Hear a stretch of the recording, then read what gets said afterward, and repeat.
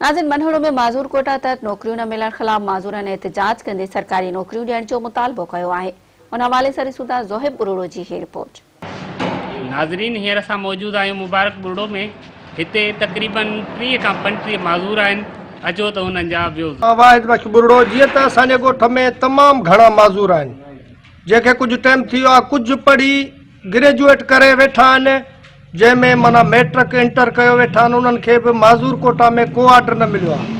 असां साईं मुराद अली शाह खे अर्ज़ा कयूं, पीपल्स पार्टी जे चेयरमैन बिलावल भुट्टो ज़रदारी खे अर्ज़ा कयूं त हिननि जी सार लहो।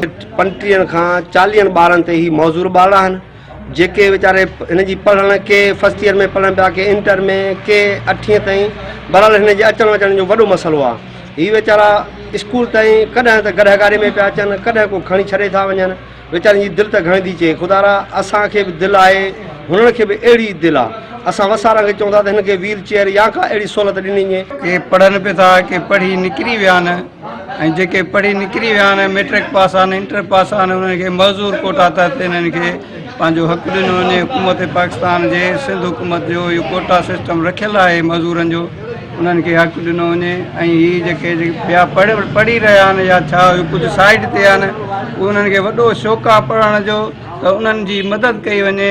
असां सरकारी गैर सरकारी जेके बि इदारा आहिनि जेके हिननि जी मदद कंदा ग़रीबनि जी या मज़दूरनि जी, उन्हनि खे अपील था कयूं हिन ग़रीबनि जी मदद कई वञे। 30 खां 40 ॿार आहिनि असांजे ॻोठ में।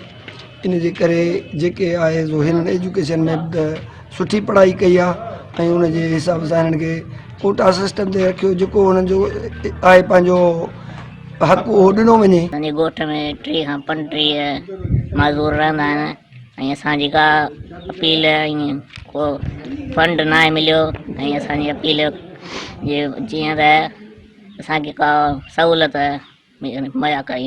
ऐं मां ॻोठ मुबारक खां बुरोड़ो में रहंदो आहियां। ऐं जीअं त मुंहिंजी उमिरि तक़रीबन हींअर 20 साल आहे। तक़रीबन असां ॻोठ में 30 खां 35 माज़ूर आहियूं, पर हिन महिल ताईं कंहिं बि सार संभाल न आहे लधी। ग़रीब असांखे अॼु ताईं कुझु कोन मिलियो आहे। असां 2 साल थी विया आहिनि, जेको नौशहर वियासीं घुमी फिरी रड़ियूं कयूं अथऊं, पर अॼु ताईं असांखे कुझु कोन मिलियो। मां मुबारक बुरोड़े जी रहाशी आहियां। असां माज़ूर आहियूं। असां 3 सालनि खां 35 साल आहिनि, पर कोन का शइ मिली आहे हिन ताईं।